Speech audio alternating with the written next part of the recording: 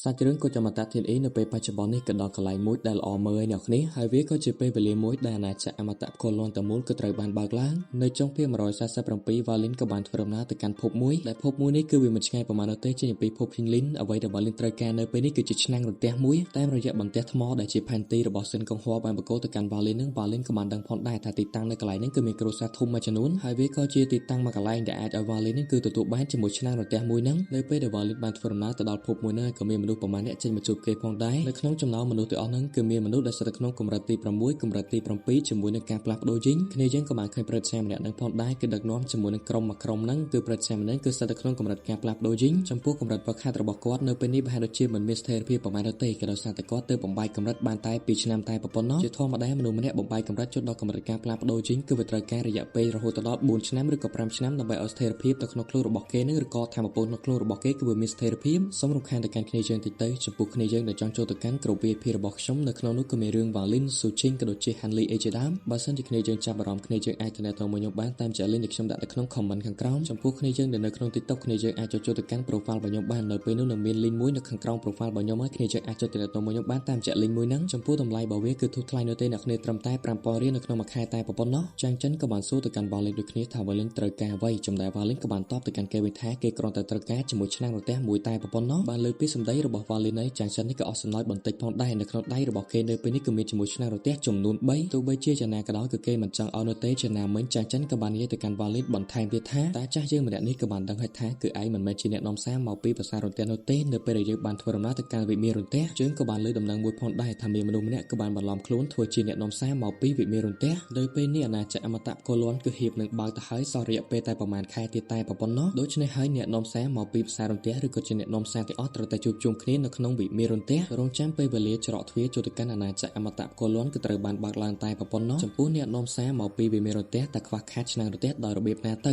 ចុះឯងវិញហេតុអ្វីបានជាមិនមានឆ្នាំងរន្ទះយើងបានកត់សម្គាល់ឯងតាំងពីដំបូងមកម្លេះថាឯងនេះមិនមែនជាអ្នកនាំសារមកពីវិមានរន្ទះឡើយក៏លេចទៅមើល Valin វិញបន្ទាប់ពីបានស្ដាប់ឮពីសម្ដីរបស់ចាងចិនចឹងហើយទោះបីជាយ៉ាងណាក៏ដោយទឹកមុខរបស់ Valin គឺមិនបានប្រែប្រួលឬក៏ភ័យខ្លាចអីនោះទេតែចាស់ម្នាក់ហ្នឹងក៏បានគិតផងដែរតែក្មេងម្នាក់នេះមិនមែនជាមនុស្សធម្មតានោះទេទោះបីជាគេស្ថិតនៅក្នុងកម្រិតទី7ក៏ដោយគេហ៊ានបន្លំខ្លួនធ្វើជាអ្នកនាំសារមកពីវិមានរន្ទះមានន័យថាអត្តសញ្ញាណរបស់គេមិនមែនជាមនុស្សធម្មតានោះទេទោះបីជាវិមានរន្ទះគឺបានដឹងអំពីរឿងនេះក៏ដោយប៉ុន្តែក្មេងម្នាក់នេះប្រហែលដូចជាមិនបានភ័យខ្លាចនឹងញញើតជាមួយវិមានរន្ទះឡើយក្នុងចិត្តរបស់គេក៏បានគិតផងដែរបើសិនជាគេបកគោជាមួយឆ្នាំងរន្ទះមួយនឹងទៅកាន់ Valin ត្រឹមតែកម្រិតទី7ដំណាក់កាលល្អឥតខ្ចោះតែប៉ុណ្ណោះនៅពេលដែលព័ត៌មានទាំងអស់នេះគឺបានខ្សោយឆាយនៅពេលនេះគ្រួសាររបស់គេនឹងបាក់មុខមិនខាននោះទេបើសិនជាមានមនុស្សដែលស្ថិតនៅក្នុងជំហានទី2អីមកទទួលយកជាមួយឆ្នាំងរន្ទះមួយនេះគឺគេនឹងបកគោជូនភ្លាម Valin សុំស្រួលបួលគឺគេមិនឲ្យនោះទេអញ្ចឹងមានតែប្រើប្រាស់អំពើហិង្សាតែប៉ុណ្ណោះ Valin ក៏បានបញ្ចេញជាមួយចងអមតៈរបស់គេមកអ្នកការពារអមតៈរបស់ Valin នៅពេលនេះក៏បានបង្ហាញខ្លួនមកឲ្យគេមិនបានចាំយូរនោះទេក៏បានបំលាស់ទីទៅចលឿនតែម្ដងបើការវិភាគទៅកាន់ចាងចិនបំលាស់ទីរបស់គេពិតជាលឿនខ្លាំងមែនទែនប្រៀបដូចជាការ teleport មួយអញ្ចឹងមួយដៃរបស់អ្នកការពារអមតៈលំហនៅជុំវិញនឹងប្រហែលដូចជាប្រេះស្រាំបន្តិចតែចាស់ម្នាក់ហ្នឹងក៏បានប្រើប្រាស់ជាមួយធម្មពលបន្តិចបង្កើតបានដូចជារនាំងការពារខែលពណ៌ក្រហមមួយទប់រំពីការវិភាគរបស់អ្នកការពារអមតៈទោះបីជាយ៉ាងណាក៏ដោយអ្នកការពារអមតៈរបស់ Valin នៅតែបន្តបើកការវិភាគម្ដងហើយម្ដងទៀតកណ្ដាប់ដៃរបស់គេពិតជាធ្ងន់ខ្លាំងមែនទែនមួយដៃចុងក្រោយរបស់អ្នកការពារអមតៈនៅពេលនេះក៏បានអំពើរាងកាយរបស់ចាងចិនថយក្រោយបាត់ទៅហើយតែចាស់ម្នាក់ហ្នឹងពិតជាផ្ទះផ្អើលខ្លាំងមែនទែនក៏បានសម្លឹងទៅមើលរាងកាយរបស់ Valin ដូចគ្នាថាល្អិតនេះគឺមានជាមួយសត្វរន្ទះមិនតែប៉ុណ្ណោះទេគឺមានជាមួយអាយ៉ងស្ថិតនៅក្នុងកម្រិតការផ្លាស់ប្ដូរជីងថែមទៀតតាមអត្តសញ្ញាណរបស់គេគឺជាអ្វីឧបករណ៍ទៅ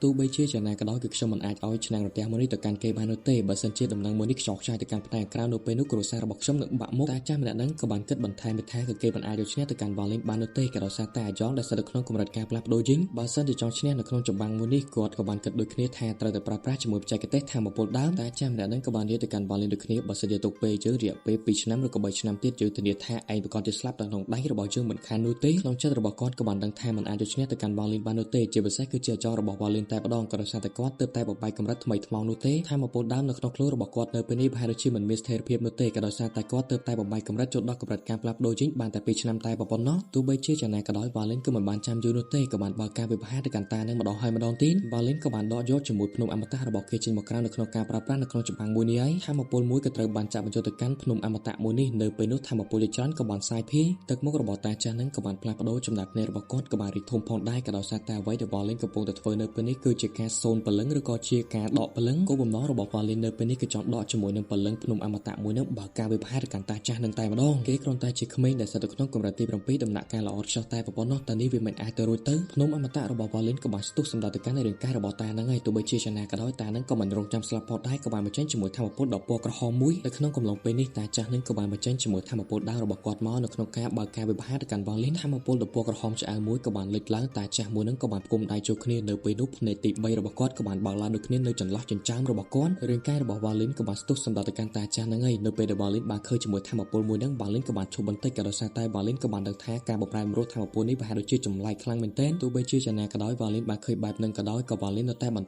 បើកការវិបហារជាមួយភ្នំអមតៈរបស់គេដដែលក៏លេចទៅមើលតាចាស់នឹងវិញនៅពេលនេះធម្មពលពណ៌ក្រហមឆ្អៅវាប្រៀបដូចជាឈាមអញ្ចឹងក៏បានសាយភាយពេញពេញរូបរាងកាយរបស់គាត់នៅទី3នៅលើចិញ្ចើមរបស់គាត់នៅពេលនេះក៏ត្រូវបានបើកឡើងមកសម្បីតែ Valin ក៏មានភាពភ័យខ្លាចជាមួយនឹងវាបន្តិចបន្តួចផងដែរភ្នំអមតៈរបស់ Valin ក៏បានស្ទុះសម្ដៅទៅកាន់រូបរាងកាយរបស់គាត់ចំណែកតាចាស់ម្នាក់នឹងក៏បានបញ្ចេញជាមួយធម្មពលភ្នែកទី3របស់គាត់ទៅព្រមអំពីការវិបហាររបស់ Valin តាមរយៈធម្មពលរបស់តាចាស់មួយនឹងដែលជាធម្មពលដ៏ពណ៌ក្រហមឆ្អៅដែលជាភ្នែកទី3នឹងក៏បានមកក្រាបទៅកាន់ភ្នំអមតៈរបស់ Valin ម្ដងបន្តិច Valin ក៏តក់ស្លុតបន្តិចផងដែរក៏ដោយសារតែពលឹងភ្នំអមតៈរបស់គេនៅពេលនេះក៏ត្រូវបានរលាយម្ដងបន្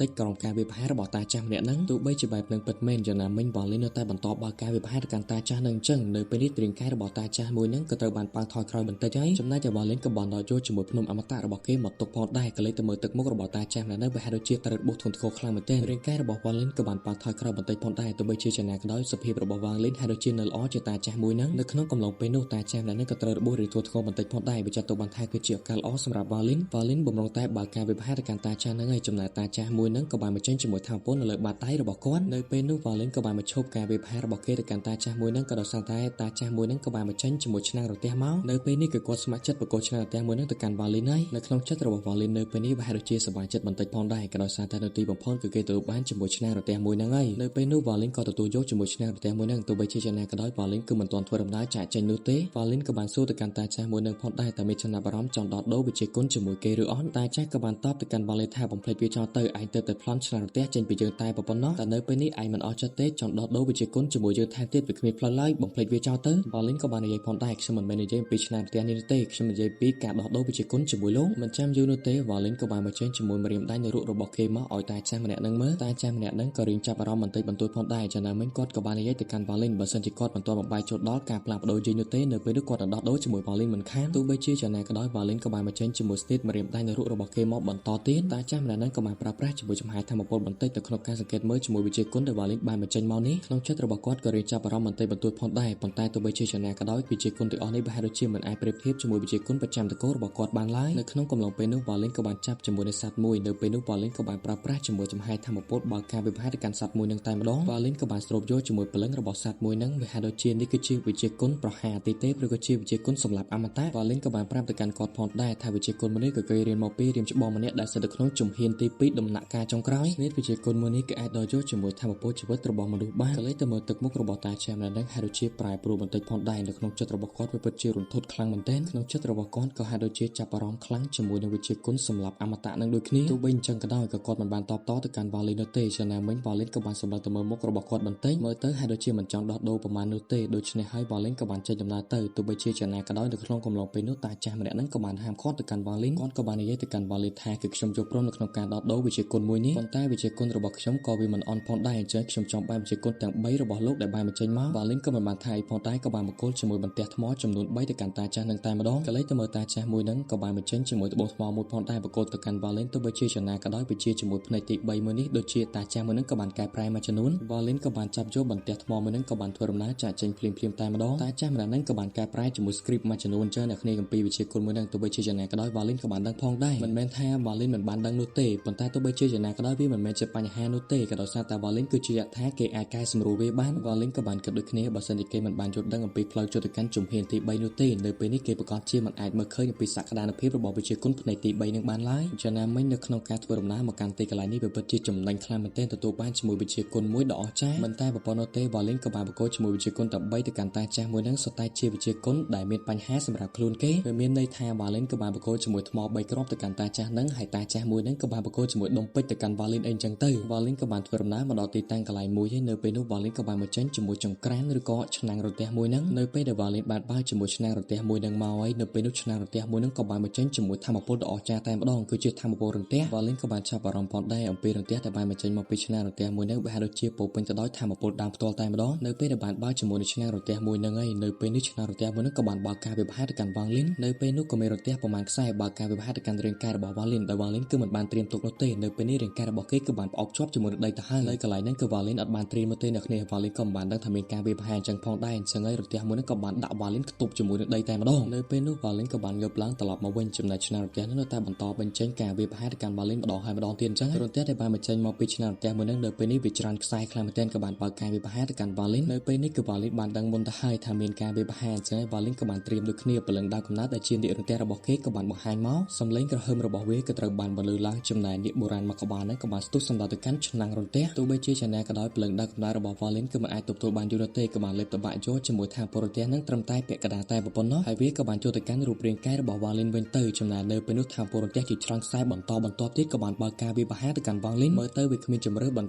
ទៀតនោះទេ Valin គឺមានគំនិតមួយផងដែរគឺចង់លេបតបាក់យកជាមួយថាពលរន្ទះនឹងចាក់បញ្ចូលទៅកាន់រូបរាងកាយរបស់គេប៉ុន្តែការពីពេលមុននឹង Valin ក៏បានចម្រាញ់ជាមួយថាពលរន្ទះនៅក្នុងបឹងរន្ទះនឹងគឺពោពេញទៅដោយថាពលដើមទៅហើយរាងកាយរបស់គេនៅពេលនេះគឺពេញមិនអាចមានកន្លែងផ្ទុកបន្តទៀតនោះទេទោះបីជាគ្មានកន្លែងផ្ទុកថាពលដើមបន្តទៀតក៏ដោយយ៉ាងណាមិញ Valin គឺគ្មានវិធីចឹងហើយ Valin ក៏បានប្រើប្រាស់ជាមួយការលេបតបាក់ឬក៏ការចម្រាញ់ថាពលទាំងអស់នោះធ្វើជាថាពលដើមនៅក្នុងខ្លួនរបស់គេចំពោះឆ្នាំងរន្ទះមួយនេះវាពិតជាមានសារៈសំខាន់សម្រាប់ការធ្វើដំណើរចូលទៅកាន់អាណាចក្រអមតៈផ្គរលាន់ខ្លាំងមែនទែនមួយវិញទៀតគេក៏បាននិយាយផងដែរនៅពេលដែលអាណាចក្រអមតៈផ្គរលាន់វាត្រូវបានរលំឬក៏ត្រូវបានរលាយបាត់អញ្ចឹងវាបន្សល់ទុកតែខ្លោងទ្វារមួយតែប៉ុណ្ណោះដែលមនុស្សជាច្រើនគឺត្រូវបាននិយាយថាវាគឺជាបឹងរន្ទះឬក៏ជាអាងរន្ទះដ៏ធំធេងតែម្ដងវាសឹងតែស្មើជាមួយនឹងពិភពលោកមួយទៅហើយតាំងពីដើមមកអាណាចក្ររន្ទះគឺវាគ្មានច្រកទ្វារចូលនោះទេប៉ុន្តែនៅពេលដែលវាបានដួលរលំឬក៏ត្រូវបានបាត់បង់ទៅនៅពេលនោះក៏បង្កើតជាមួយច្រកទ្វារមួយដូច្នេះហើយឆ្នាំងរន្ទះមួយនឹងគឺជាកូនសោតដ៏សំខាន់បំផុតសម្រាប់ការធ្វើដំណើរចូលទៅកាន់អាណាចក្រអមតៈផ្គរលាន់ច្រកទ្វារនៃអាណាចក្រអមតៈផ្គរលាន់គឺវាត្រូវការជាមួយឆ្នាំងទាំងអស់ឆ្នាំងរន្ទះទាំងអស់នឹងរួមផ្ដុំគ្នាបង្កើតបានដូចជាច្រកទ្វារមួយដើម្បីចូលទៅកាន់អាណាចក្រអមតៈផ្គរលាន់អីអញ្ចឹងទៅ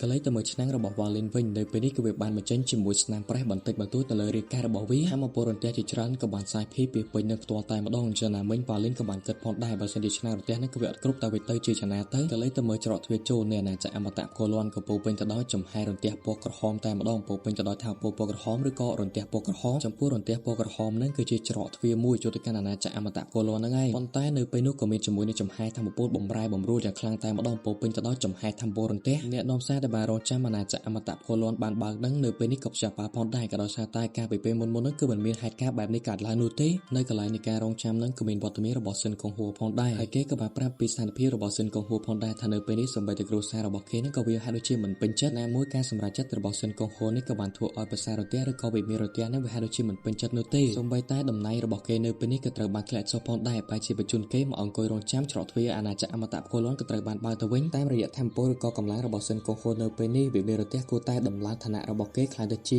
អ្នកនាំសារវិមានរន្ទះដំណាក់កាលកណ្ដាលប៉ុន្តែចាប់តាំងពីគេជ្រើសរើសជាមួយនឹង Valin ធ្វើជាលោកម្ចាស់របស់គេគ្រួសាររបស់គេក៏មិនពេញចិត្តឬក៏វិមានរន្ទះមួយនឹងក៏មិនពេញចិត្តទៅកាន់គេដូចគ្នាសិនកុងហួរនឹងក៏បានគិតដូចគ្នាថាមើលទៅជំរឿនរបស់គេអ្វីដែលគេត្រូវការនៅពេលនេះគឺដើរតាមទៅកាន់ Valin មានតែ Valin តែប៉ុណ្ណោះទើបអាចណែនាំទៅកាន់ការវឹកហាត់របស់គេបានសូម្បីតែចាស់ទុំឬក៏មេគ្រួសាររបស់គេដែលស្ថិតនៅក្នុងជំហានទី2ដំណាក់កាលទី2ក៏មិនអាចណែនាំគេឲ្យយល់ដឹងអំពីការវឹកហាត់របស់គេមកដល់ចំណុចនេះផងថាមើលទៅការជ្រើសរើសរបស់គេវាហាក់ដូចជាមិនខុសនោះទេសូម្បីតែចាស់ទុំឬក៏វិមានរន្ទះនឹងហាក់ដូចជាមិនអាចណែនាំដូចជា Valin បានឡើយនៅក្នុងខួរក្បាលរបស់គេនៅពេលនេះក៏បានគិតទៅដល់ Valin ផងដែរថាមើលទៅការជ្រើសរើសរបស់គេលើកនេះហាក់ដូចជាមិនខុសនោះទេនៅពេលនោះសិនកុងហួរនឹងក៏បានចាប់អារម្មណ៍ទៅកាន់ការបំរែបំរួលនៃច្រកទ្វារចូលទៅកាន់អាណាចក្រអមតៈផ្គរលាន់ផងដែរអ្នកនាំសារទាំងអស់នៅទីកន្លែងនេះសុទ្ធតែភ្ជាប់ផ្អើលទាំងអស់គ្នាក៏ដោយសារតែការពេលកន្លងមកគឺវាមិនដែលមានហេតុការណ៍បែបនេះកើតឡើងនោះទេក៏លេចទៅមើល Valin វិញនៅពេលនេះធម្មពលរន្ទះជាច្រើនឬក៏រន្ទះអមតៈមួយនឹងក៏បានបើកការវិបហាទៅកាន់រាងកាយរបស់ Valin នៅតែចម្រាញ់ធម្មពលរន្ទះអមតៈទាំងអស់នោះធ្វើជាធម្មពលដើមចាំចូលទៅកាន់ក្នុងខ្លួនរបស់គេជាណាមិញស៊ីលីងកូពិតជាបារម្ភខ្លាំងមែនទែននិយាយមួយម៉ាត់ទៅគឺស៊ីលីងកូនេះគឺវាភ័យខ្លាចខ្លាំងមែនទែនឲ្យតែមានហេតុការណ៍ដែលប៉ះពាល់ទៅដល់អាយុជីវិតឬក៏ហេតុការណ៍ធំៗមួយនោះវាសុទ្ធតែភ័យទាំងអស់ក៏លេចទៅមើលឆ្នាំងរន្ទះមួយនឹងនៅពេលនេះស្នាមប្រេះច្រើនក៏បានលេចឡើងនៅជុំវិញរាងកាយរបស់ឆ្នាំងរន្ទះមួយនឹងទៅហើយ Valin នៅតែបន្តស្រូបយកជាមួយថាពលរន្ទះនឹងបន្ថែមទៀតទោះបីជាយ៉ាងណាក៏ដោយក៏លេចទៅមើលឆ្នាំងរន្ទះនឹងនៅពេលនេះក៏ត្រូវបានបែកបាក់និងកំទេចចោលភ្លាមៗក្នុងចិត្តរបស់ Valin ក៏បានគិតផងដែរថានៅពេលនេះឆ្នាំងរន្ទះមួយនេះក៏ត្រូវបានបែកបាក់ទៅហើយតែនៅពេលនេះវាទៅជាយ៉ាងណាទៅនៅពេលនោះចំហាយថាពលរន្ទះជាច្រើនក៏បានសាយភាយឬក៏ចាក់បញ្ចូលទៅកាន់រូបរាងកាយរបស់ Valin ចំណែករូបរាងកាយរបស់ Valin ក៏ពោពេញទៅដោយចំហាយថាពលរន្ទះនៅពេលនេះ Valin គឺមិនអាចមើលឃើញទៅកាន់បរិយាកាសផ្នែកក្រៅបាននោះទេវាហាក់ដូចជាមានរនាំងអ្វីមួយកំពុងតែរារាំងឬក៏បិទបាំងការមើលឃើញរបស់គេវាប្រៀបដូចជា ជាវ៉ាលីនកំពុងតែស្ថិតនៅក្នុងពិភពលោកដ៏តូចមួយចឹងមិនអាចមើលឃើញទៅកាន់ពិភពលោកដ៏ធំផ្នែកខាងក្រៅបានឡើយនៅកន្លែងនេះខ្ញុំសូមបញ្ជាក់ទៅកាន់អ្នកនរគ្នាបន្តិចទៅវ៉ាលីនក៏បានស្រូបយកជាមួយរន្ទះអមតៈនឹងទាំងអស់សូម្បីតែឆ្នាំរន្ទះនឹងក៏ត្រូវបានបាយផងដែរថាមពលរន្ទះទាំងអស់នឹងក៏បាននៅក្នុងខ្លួនរបស់វ៉ាលីនទាំងអស់តែម្ដងចឹងរាងកាយរបស់វ៉ាលីនវាប្រៀបដូចជាឆ្នាំរន្ទះមួយនឹងចឹងក៏លេចទៅមើលវ៉ាលីនវិញនៅពេលនេះខ្លួនរបស់គេក៏បានបំលាស់ទីដោយខ្លួនឯងតែម្ដងក៏បានធ្វើដំណើរបំលាស់ទីឆ្ពោះទៅចលឿនតែម្ដងតាមរយៈល្បឿនមួយនេះវ៉ាលីនក៏បានដឹងផុតដែរថាល្បឿនមួយនេះគឺអតិបរមារបស់គេទៅហើយប៉ុន្តែការធ្វើដំណើរមួយនឹងវ៉ាលីនគឺមិនបានបញ្ចេញថាមពលសំបីតែបន្តិចនោះទេ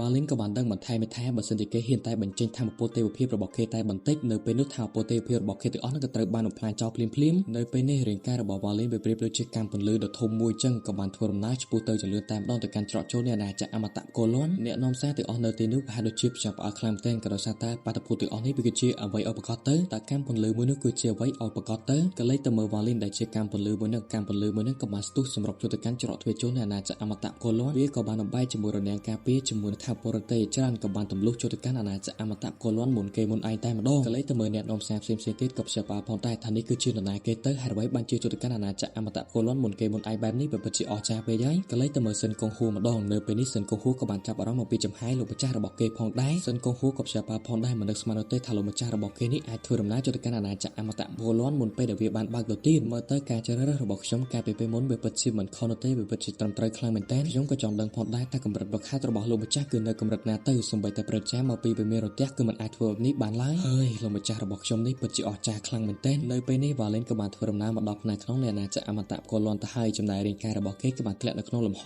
មួយនៅក្នុងនោះក៏មានជាមួយរុនមួយដ៏ធំផងដែរដែលរុនមួយនោះវាហាក់ដូចជាគ្មានបាតនោះទេចំណុចជ្រៅបំផុតនៅពេលនេះក៏បានបង្ហាញអំពីវត្តមានរបស់វ៉ាលីននៅក្នុងកំឡុងពេលនោះគេក៏បានបង្ហាញអំពីវត្តមានរបស់តាចាស់ម្នាក់ផងដែរគាត់ក៏បានដឹងថែមទៀតថានៅពេលនេះគឺមានមនុស្សម្នាក់ក៏បានធ្វើដំណើរមុនពេលអាណាចក្រអមតៈកូឡុនក៏ត្រូវបានបើកទៅទៀតនៅក្នុងចិត្តរបស់គាត់ក៏បានគិតផងដែរថាមើលទៅបុគ្គលម្នាក់នេះប្រហែលជាលោភលន់ខ្លាំងមែនទែនអាណាចក្រអមតៈកូឡុនមិនទាន់បានបើកផងបែរជាទម្លុះចូលមុនពេលវេលាកំណត់នៅពេលនោះបាតដៃរបស់គាត់ក៏បានបញ្ចេញថាមពលបន្តិចដាក់នៅលើលំហអាកាសក្បួនមួយក៏បានលេចឡើងចំណែករូបរាងកាយរបស់គាត់ក៏ត្រូវបានបាត់ចំពោះតាចាស់ដែលបាននិយាយនឹងគឺមានឈ្មោះថា Master Flame Earth ឬក៏អ្នកភ្នែកអាហារបានថាអត្រីអណ្ដាតភ្លើងឬក៏លោកម្ចាស់អណ្ដាតភ្លើងគាត់ក៏បានសម្លឹងទៅមើលវ៉ាលីនផងដែរនៅពេលនោះគាត់ពិតជាភ្ជាប់ផ្អើលខ្លាំងមែនទែននេះអាឡឺតនេះពលឹងរបស់គេបែរជាបញ្ចេញជាមួយចំហាយថាមពលកូឡុនដ៏អស្ចារ្យបែបនេះទៅវិញសម្បីតែរាងកាយរបស់គេក៏បង្កើតមកពីកូឡុនថែមទៀតតើអាឡឺតនេះគឺជាមនុស្សឬក៏ជាវិញ្ញាណឧបកតទៅណាហើយចុះក៏ដោយសារតែឯងបានជួបយើងទៅហើយយើងក៏បានជួបឯងដូចគ្នាវាមានន័យថានេះគឺជាវាសនារបស់ពួកយើងទាំងពីរបើសិនជារាងកាយរបស់គេនៅក្នុងលំហមួយនឹងទៀតនៅពេលនោះរាងកាយរបស់គេនឹងត្រូវបានបំផ្លាញចោលហើយនេះគឺជាការនិយាយសាច់រឿងពេញតែម្ដងអ្នកគ្នាអត់មានខ្វះអត់មានខាតកន្លែងណាមិនតិចនោះទេចំពោះគ្នាយើងដែលចង់ប៉ាកាហ្វេខ្ញុំគ្នាយើងអាចប៉ាកាហ្វេបានតាមរយៈ QR code ដែលខ្ញុំដាក់នៅក្នុងវីដេអូនោះផ្ទាល់តែម្ដងជាចុងក្រោយជូនពរអ្នកគ្នាសុខភាពល្អពងតរឹងមាំបាយបាយ